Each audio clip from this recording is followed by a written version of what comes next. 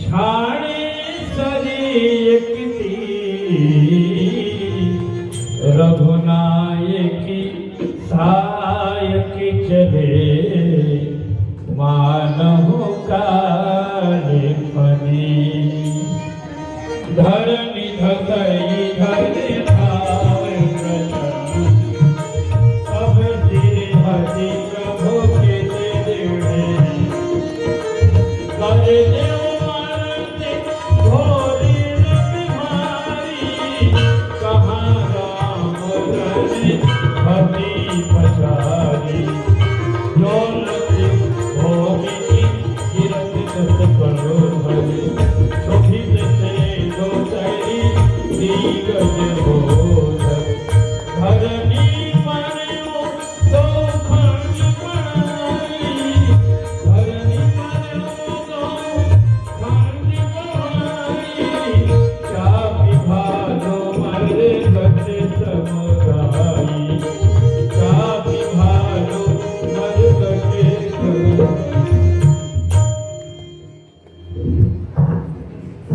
अब तो जैसे यह रावण पूरा युद्ध के लिए आया तैयार होकर के उस समय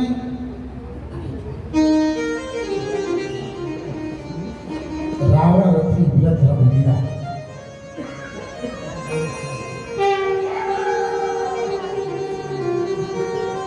विभीषण ने जिन्हें देखा रावण सुंदर रथ में सवार है और राम जी नीचे पैदल ऐसा देख करके विभीषण बड़े दुखी हुए और भगवान श्री राम जी से निवेदन करते हैं। तो भगवान ने वहां बड़ा सुंदर बात कही है कि मेरा कौन सारथ है। तो भगवान वहां कहते हैं कि जो शौर साहस तेज बल और ब्राह्मणों का आशीर्वाद यही मेरा रथ है।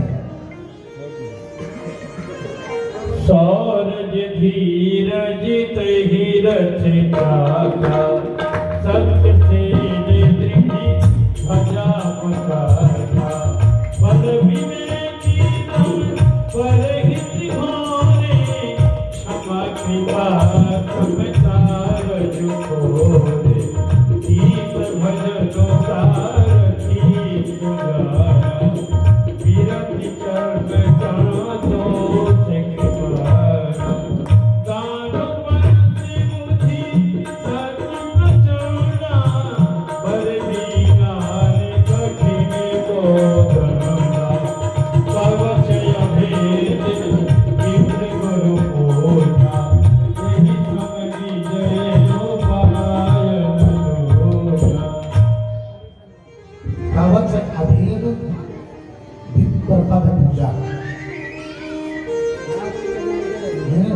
जो सबसे सुंदर जो कवच है रक्षा के लिए वो क्या है? ब्राह्मणों की चरणों की पूजा। और इस विजय कामना के लिए, विजय प्राप्ति के लिए इससे सुंदर और दूसरा कोई साधन नहीं है। इसी के बल पर मैं ये युद्ध जीतूंगा ऐसा राम जी का दर्शन करके उस समय सुंदर दिव्य विमान प्रकट हुआ और भारत से रावण के साथ युद्ध। उस समय 102 खैची सरासन श्रवण लगी छाणे सरियकती रघुनायकी सायकी चले मानव काले फनी धोनी भूमि गिरत दस करो शोभित से उछरी दिग्गज हो धरनी मनो दो खंड पढ़ाई चापी भालो मरे गते समुदाई चापी भालो मरे गते समुदाई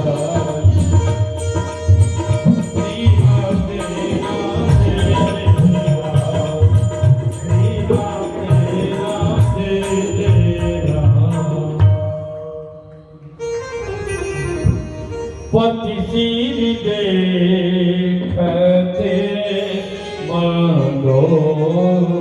करी मोर छीति बिकर अवनि पर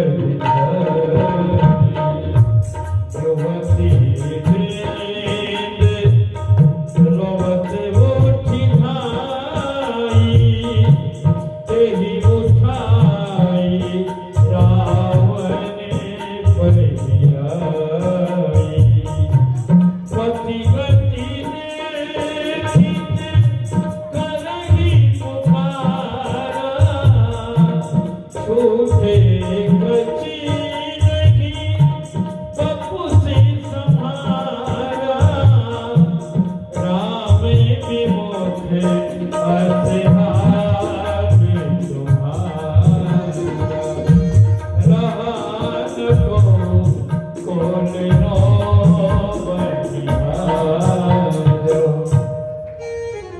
इस प्रकार से जब दुष्ट होती है रावण का अहंकार चोर हुआ भगवान श्री राम जी उसके जो नाभि कमल में जो अमृत बिंदु है उस समय विभीषण से प्रभु ने पूछा इसकी मृत्यु नहीं हो रही है। विभीषण ने बताया है कि बल प्रभु इसकी नाभि कुंड में अमृत है, पीयूष है, उसके प्रभाव से मृत्यु को प्राप्त हुआ। वहां श्री वाल्मीकि रामायण में जो लिखा हुआ है कि श्री राम जी ने 31 बार एक साथ उसके नाभि क्षेत्र में मारे। जैसे 31 बार नाभि में लगे उस अमृत तत्व को उन बाणों ने जला दिया, सोख दिया। वो सब सोखने के बाद जो है प्रभु ने जो है सुंदर एक बाण खींच करके उस समय देवता लोग को सृष्टि करते हुए ब्रह्मा देवता स्तुति करते हैं, बोले हे प्रभु इस दुष्ट पति के द्वारा संपूर्ण जीव चराचर बड़ा दुखी है, इसके साथ आप खेल ना करें, कारण कि यह मायावी है। जब माया से क्या रूप बना ले इस रूप में परिवर्तित हो जाए कोई भरोसा नहीं है। इसलिए प्रभु आप कृपा करें, शीघ्र इस दुष्ट का उद्धार करें, हम सब का यह जीवन का जो संकट है उसे प्रभु दूर करें। सब देवता लोग भूल भूल भगवान श्री राम जी की प्रशंसा स्तुति कीर्ति वंदन करते हैं। उस समय प्रभु ने सुंदर समय जान करके एक दिव्यतम बाण को अपने कान तक खींच करके जैसे प्रहार किया, उसी समय रावण के जो है प्राण फेरो उड़ गए, 200 मस्तक और राम से जो है बोलिए रामचंद्र भगवान की। उस अवस्था में खड़ा हुआ देख करके मंदोदरी सामने आई और रोने लगी। कहती है कि ये दशहरा है,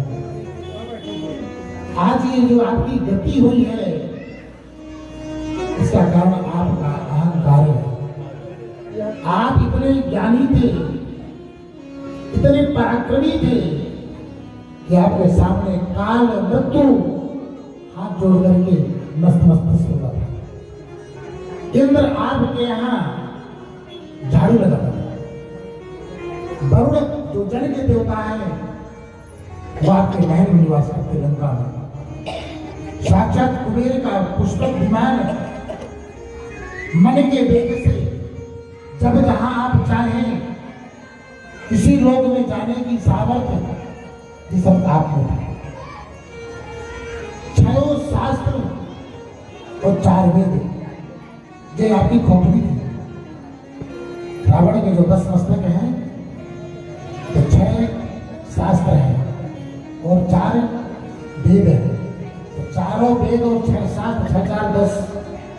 तो मंदोदरी कहती है कि आपके जैसा त्रिलोक में कोई और नहीं। यदि आप आज जो गति हुई है ये आपके स्वयं के कार्य है, स्वयं का कर्तव्य है। देखो आज कितना विकट समय आया है। जिनके कुल में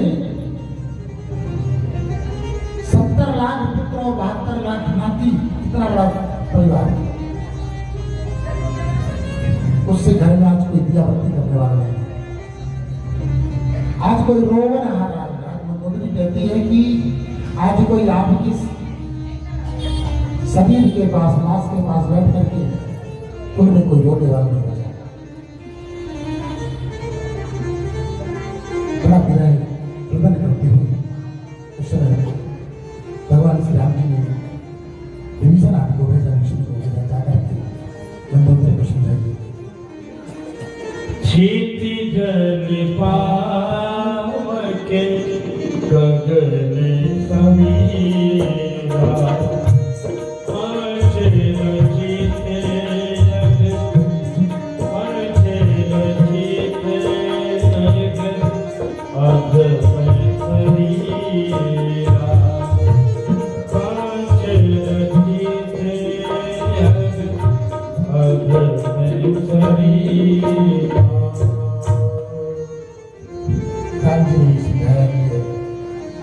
जीवन तो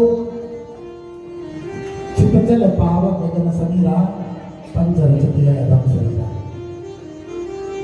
जो जीवन में ये जो हमें शरीर मिला हुआ है, उस परमात्मा को पाने का एक माध्यम है। जैसे हम नौका के सहारे से नदी पार हो जाती है, कुम्हार के द्वारा बनाया हुआ एक मटका कलश मिट्टी का, असारा खलु संसारो दुख रूपी विमोगा सुधा आकर्ष धनम रस्सो स्नेहा वांगन के विषम। जैसे कि कोई मिट्टी का कलश जब बनकर तैयार हुआ, उसमें जल भर करके हम प्रयोग में ले लेते हैं। बाद में वह मिट्टी का टूटने के बाद उसी मिट्टी में मिल जाता है और बाद में पुनः किसी अन्य रूप में परिवर्तित हो जाता है। उसी प्रकार यह पांच भौतिक शरीर हमें प्राप्त हुआ है उस परमात्मा का चिंतन करने के लिए, अपने जीवन को सुलभ और धन्य बनाने के लिए। कारण कि जितनी 84 लाख योनियां हैं, कीट पतंग, वो सब किसी योनि में जीव को ये नहीं पता होता वो जितनी योनियां हैं केवल भोग की योनि है। उसमें केवल हम अपने कर्मों का फल भोगते हैं, कर्म नहीं कर सकते। कीट पतंगा, जीव पक्षी, जिसका जो भार ढोने का भार ढो सकता है, लेकिन ये जो मानव तन है ये हमें मिला है, जिसमें जो विवेक के साथ हमें ज्ञान है। हमारे माता पिता, हमारे सतगुरु, हमारे सतग्रंथ, हमारे ऋषि मुनि संत, ब्रह्मजन ज्ञानीजन हमें पल पल उपदेश करते हैं। जीवन का परम श्रेय यही है। संसार में रहना दोष नहीं है, संसार में रहो, लेकिन संसार को अपने में न रहने दो, उसी में जगह जाए। बोले जैसे कमल पत्र, कमल का पत्ता यदि आपने कभी देखा हो, उसमें आप पानी डाल दो और उसके बाद पानी नीचे गिरा दो, तो वो कमल का पत्ता कभी गीला नहीं होता। इसका आप देख नहीं सकते, तो उसमें पानी की बिंदु नहीं रहती है।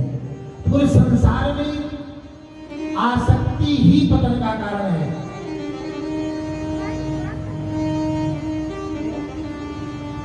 क्षण भंगुर जीवन की कलिका, कल प्राप्त को जान खेली न खेली। कलिकाल उधार लिए फिरता, फिर अंत समय में हिली न हिली। यही जीवन का परम श्रेय ध्येय है। यहाँ मंदोदरी को यही उपदेश दिया गया, जीवन का जो परम आया है सो जावेगा राजा रंगपति। कोई सिंहासन चढ़ चलो, कोई बंधा जंजीर। ये तो हमारे कर्मों का प्रतिफल है।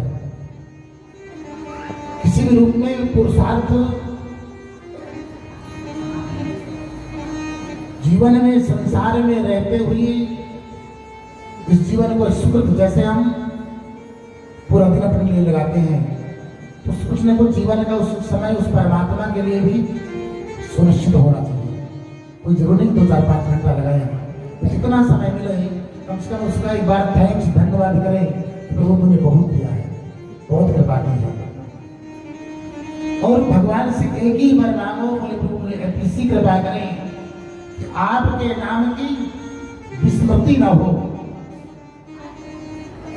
हनुमान जी ने राम जी से यही कहा, बोले प्रभु कहा हनुमंत विपद प्रभु सोई, जब तब सुमिरन भजन न होई। तो पूछा कि विपत्ति क्या है? तो कहते हैं हनुमान जी, बोले प्रभु विपत्ति हुआ विपत्ति है जब आपके नाम की विस्मृति हो जाए। जब यह जीव संसार में रहते रहते संसार के सुखों में, संसार के साधनों में अपने आप को इतना डुबो लेता है, इतना लिप्त कर लेता है कि भान ही नहीं रहता कि यह कब समाप्त हो जाएगा। इसलिए शास्त्रों में लिखा हुआ है कि कौमारवाचरित्राज्ञो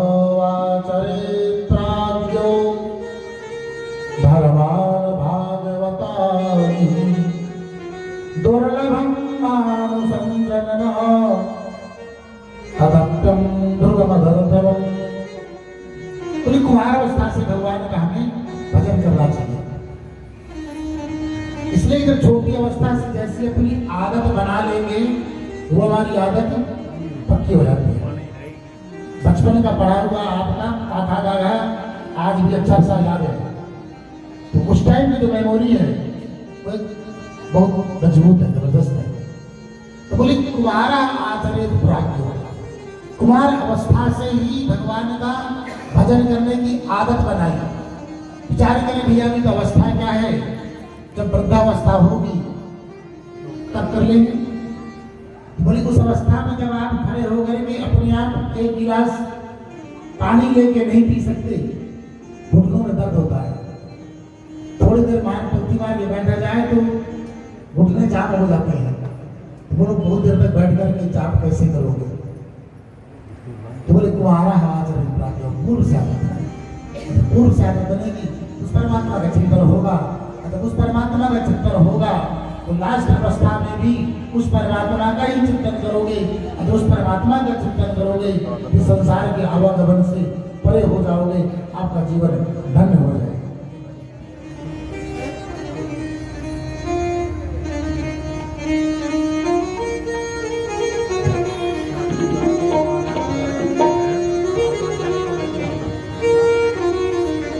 राम को भजने मेरे प्यारे तो भव से उतर जाएगा।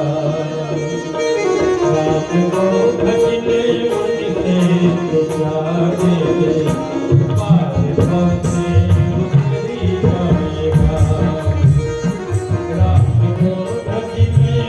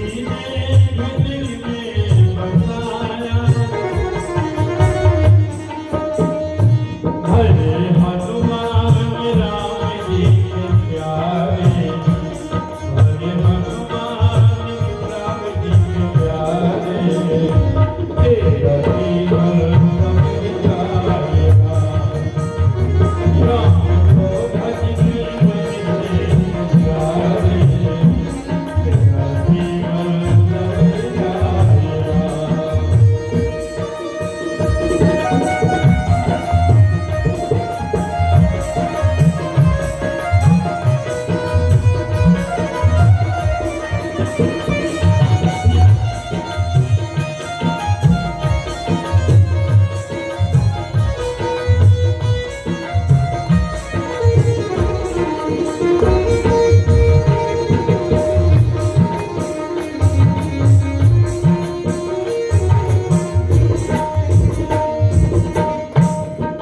अच्छा हमारी मान्य ध्वनि क्यों नहीं बजा रही हो? अब तो रावण का डर नहीं है, रावण मर गया है। दोनों हाथ जरा उठाओ, दोनों हाथ उठाओ ईमानदारी से। मैं सोच रहा था कि डर से मारे ये ताली भी नहीं बजा रही है। हाँ, रावण का संहार कर चुके हैं राम जी। बोलिए जय श्री राम। रामचंद्र भगवान की राम को भजने राम को भजने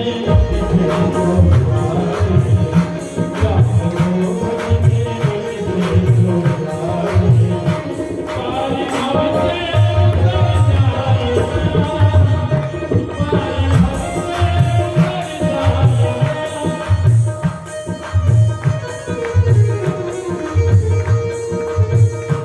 जितने राम जी लगने आई जितने राम जी लगने आई कृपा राम जी वो है माई कृपा राम जी वो है माई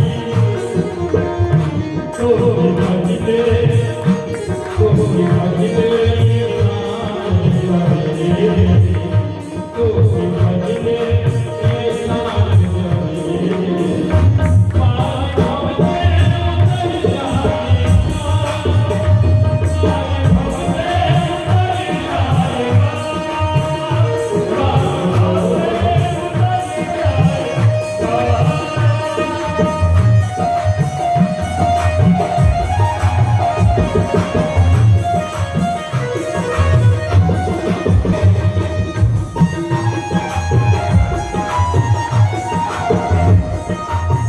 तो भजने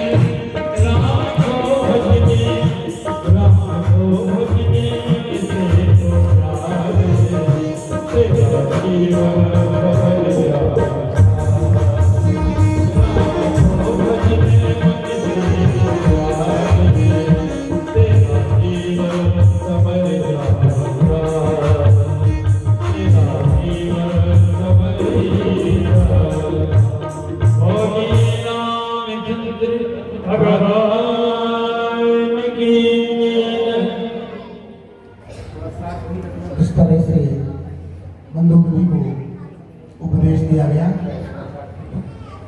जी का राज्याभिषेक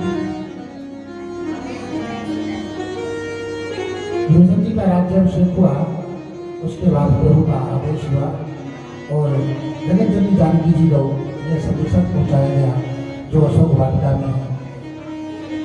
सुंदर स्नान निपट करवा के सुंदर श्रृंगार करके जानकी जी को राम जी के सम्मुख सभा आने के लिए कार्य समझाने की वजह से राम जी को विजय प्राप्त हुई है सुनी तो जर्जर राम जो है अस्तपात होने लगे। वह प्रसन्नता वह कौतूहल मिलने की उत्कंठा जागृत हुई और हनुमान जी जब सामने पहुंचे तो हनुमान जी को देखकर के प्रसन्न हुई और पहचान गई कि पूर्व जो है पहले भी आ चुके हैं। बहु प्रकार भूषण पहिराए सिंगारो चीर सारी को निहारे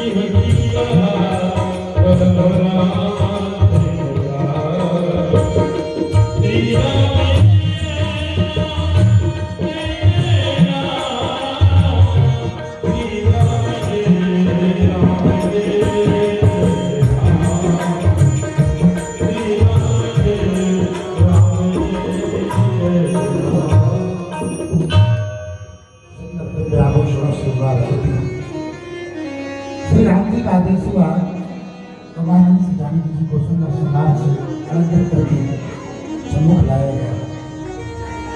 कामनी संवाद देकर के जानकी जी निर्जर जो है नेत्रों से छुपात होने लगा, मिलने की वह उत्कंठा वह भाव। यहाँ प्रभु की एक और लीला हुई। श्री वाल्मीकि रामायण जी में लिखा हुआ है कि राम जी ने कहा कि देवी ठीक है तुम मेरे पत्नी हो, लेकिन पर पुरुष का स्पर्श हुआ है। रावण ने उठा करके गोदी में उठा के लेके गया है, तब मैं तुम्हें समझ में पत्नी रूप में कैसे समझाऊं? संसार में अब कीर्ति होगी जैसे तुम बातें हैं। जानकी जी थोड़ा शरीर कांपने लगा, शरीर कंपा मान हुआ। प्रभु को अपने दृष्टि आंखों में देखती हुई कहने लगी, प्रभु फिर होना नहीं करना था। कोई साधारण पुरुष बोले तो चलेगा, आप जैसा धर्मवेत्ता ऐसी बात कहे क्या उचित होगा? क्या आपको मुझ पर भरोसा नहीं है? रावण ने मेरा हरण किया, मेरा दृष्टि मुझे उठा के ले गया, मैंने अपनी स्वेच्छा से उसके गोदी में जाकर के नहीं बैठी।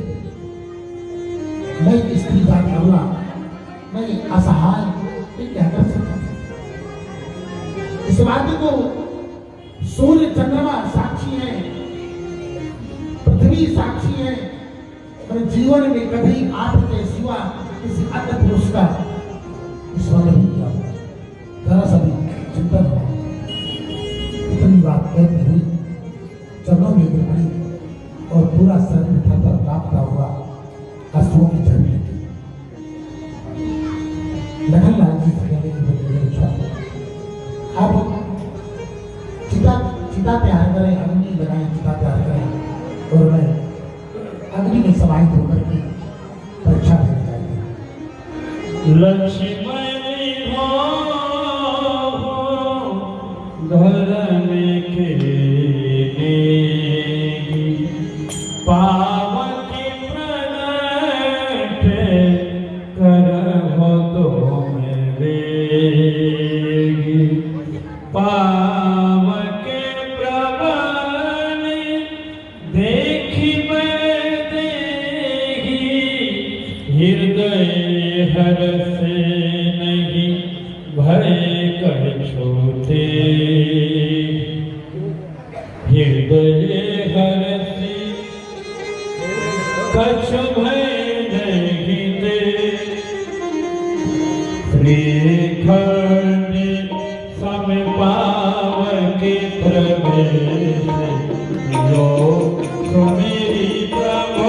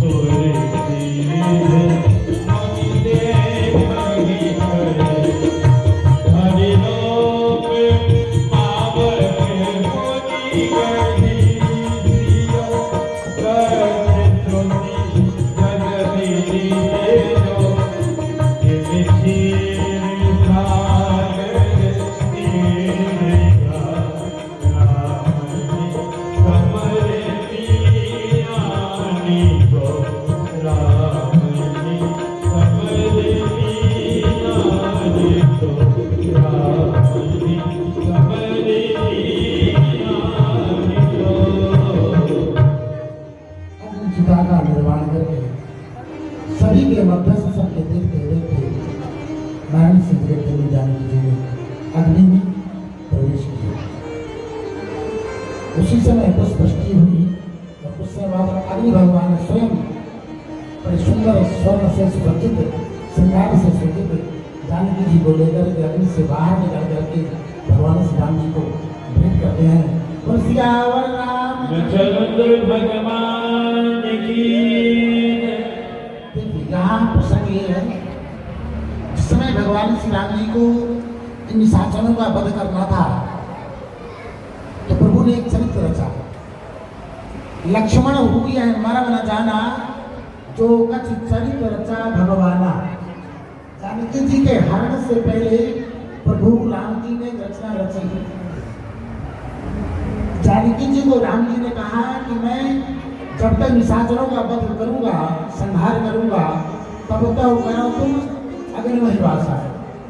इस अग्नि में आप जो है तब तक निवास करें। और माया रूपी जो छाया है, तो माया रूपी जो है सीता को भगवान श्री राम जी ने अपने साथ में किया। असली जो सीता जी थी वो अग्नि के पास में थी। आज जब यहाँ और जो जिस समय जो रावण ने जो हरण करके ले गया वो माया रूप में थी, असली जानकी जी तो अग्नि में वास कर रही थी। आज वो जब संपूर्ण लीला पूरी हो गई, आज जब सब दुष्टों का वध हो गया, सभी राक्षसों निशाचरों का वध हो गया, भगवान का अवतार ही हुआ था भूमेर भार अवताराय, पृथ्वी का भार दूर करने के लिए। जैसे पृथ्वी का भार उतरा, आज वही लीला को चरितार्थ करने के लिए वही अग्नि भगवान इस माया रूपी अग्नि सीता को अपने में समाहित किए और जो असली सीता थी वो लाकर के भगवान श्री राम जी को निवेदित करते हैं। ये भगवान श्री राम जी की दिव्य लीला है। बोलिए भगवान की। अब तो अपने साथ में यहाँ से संपूर्ण वाणी सेना को लेकर के जाओ, मैं गंगाराज सबको लेकर के महाराज श्री सुंदर विशुद्ध विमान में पधार करके और कुबेर का सुंदर विमान उसमें पधार करके प्रभु अयोध्या के लिए प्रस्थान करते हैं। अब यहाँ जैसे अयोध्या का प्रस्थान करते हैं, मार्ग में महाराज श्री भरद्वाज ऋषि आश्रम में पहुँचते हैं। उधर अयोध्या में भरत जी चिंतित हैं, कारण कि 14 वर्ष वनवास समाप्त हो गया है, आज अंतिम दिन है। तो महाराज अब तक जब राम लौट के आए नहीं, तो राम जी बड़े भरत जी बड़े दुखी हुए और विचार इसलिए कि प्रभु विचार करते हैं कि आज जो अंतिम दिन है और मैं यदि नहीं पहुंचा अयोध्या तो भरत अपना यह त्याग शरीर त्याग देंगे। तो राम जी ने हनुमान जी को पहले भेजा जाकर के भरत को बताओ कि हम लोग शीघ्र आ रहे हैं। वो कौतूहल वो राम बिरही सागरी मह भरत मगने मन हो विप्रलोभ धरि पवन सुत आई गयो धनु को देखत हनुमान पुलक बात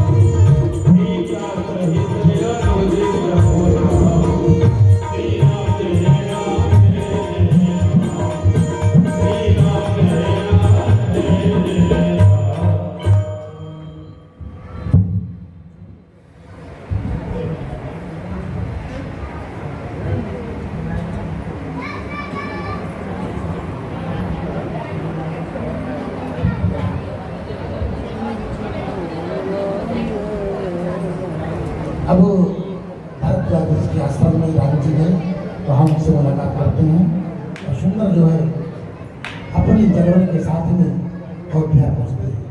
उस अयोध्या में सभी अयोध्यावासी वो सबको पसंद था। ऐसे पूरे अयोध्या को दुल्हन के जैसे सजाया गया। आज सभी लोग मंगल गीत गाते हुए पूरे अयोध्या को झाड़ू बहारी करके सुंदर वंदन वाले और सुंदर गीत का छिड़काव करके प्रभु भगवान श्री राम जी और श्री जगत जननी जी का स्वागत करने के लिए सभी लोग मंगल करते हैं। इसी स्वागत परिचय से प्रभु पहुंचे। अब तो सजा दो खरी कबूल सरिसा मेरे प्रभु राम आए हैं।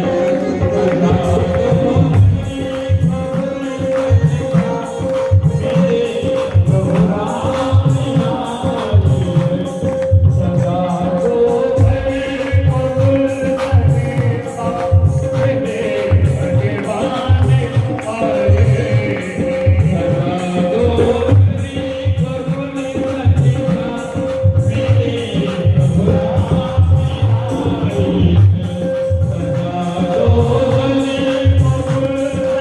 कबूल सरिसा मेरे भगवान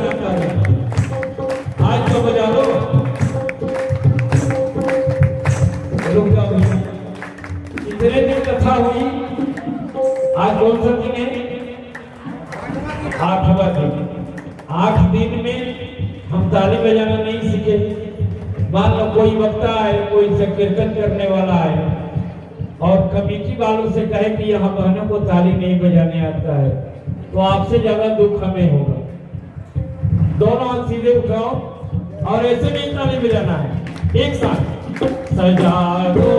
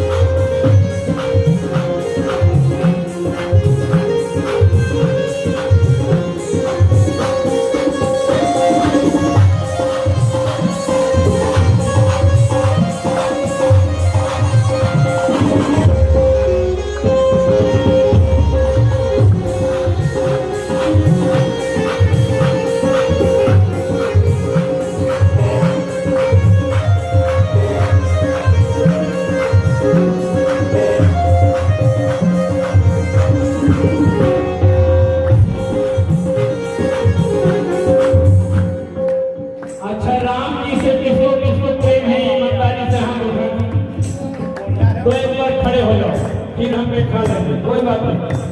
केवल वही लोग खड़े होंगे जो इस नृत्य करेंगे, ये ध्यान रखना। जय हो।